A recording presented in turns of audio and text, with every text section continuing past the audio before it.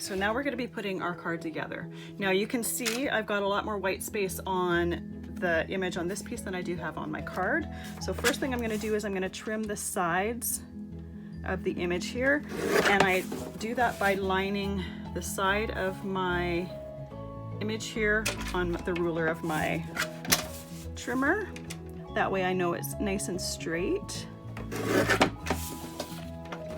And then for this one here, this top part here and the bottom part here, I have a decal trimmer that I'm going to be using. Now, if you don't have a decal trimmer, you could use some decal scissors, or you could use your regular trimmer and just cut it flat. That would work as well. But I just wanted to add a little bit of the deckled edge on here. So I'm again lining up that top of the image there with the ruler on my trimmer, and then I'm going to trim it. And then for this one here, I'm lining the bottom of my script here with the ruler, and I'm cutting it as well. Now what I'm going to do, and let's get this trimmer out of the way, I'm going to glue this piece onto my brown. I have my brown already cut to the width of my card, which is 5.5 inches. I will write all these measurements on the supply list so that you have that. So by having the brown already the width of my card, I can easily center it. And I'm taking the trimmer back out because the brown has deckled edge on the top and the bottom as well. So I'm going to once again line it up. I want to see just a little bit of that brown. I don't necessarily want to see a ton of it. And there we go. Now I'm going to take my card base and I'm going to score it in half. So I have a score pal here. This is my favorite way to score cards. It's got everything lined up. I happen to have taken some Sharpies so that that 4 1/4 is already highlighted. I know exactly where it is. So I score it. I use the corner of my score pal, and then I use the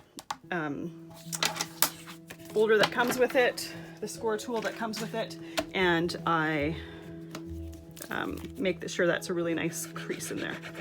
Putting glue on the back, and I am going to, I want this a little bit closer to the top than the bottom so it's not centered, because I want to add a little strip of ribbon to it. Now I don't like to use that liquid adhesive that I've been using for my ribbon. I like to use Sook Wang for my ribbon. So all I do is I put the tape down. The nice thing about the Sook Wang is it just rips, so I can just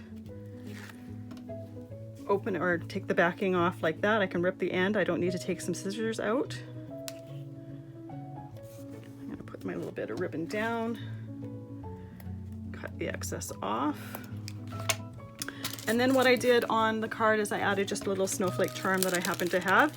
You could use a little snowflake die cut. You could use a wooden laser cut piece if you want. It doesn't necessarily have to be a charm. Oops. Let's try the other end of that. I've got some silver cord here that I am threading through the top of that charm. Oops. Thread it all the way through. There we go. And now I'm going to cut a simple knot in a bow.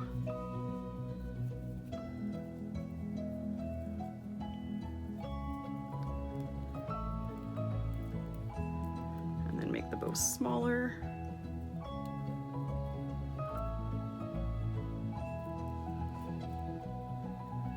And just play with it until you like exactly how it looks for the size of the card that you have.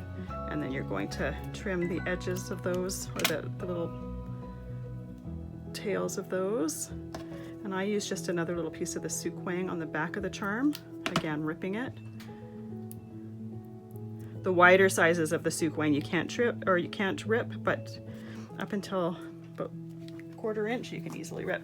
And then I'm just using that bit to glue it in place. And now we have our completed card. We'll see you in the next card video.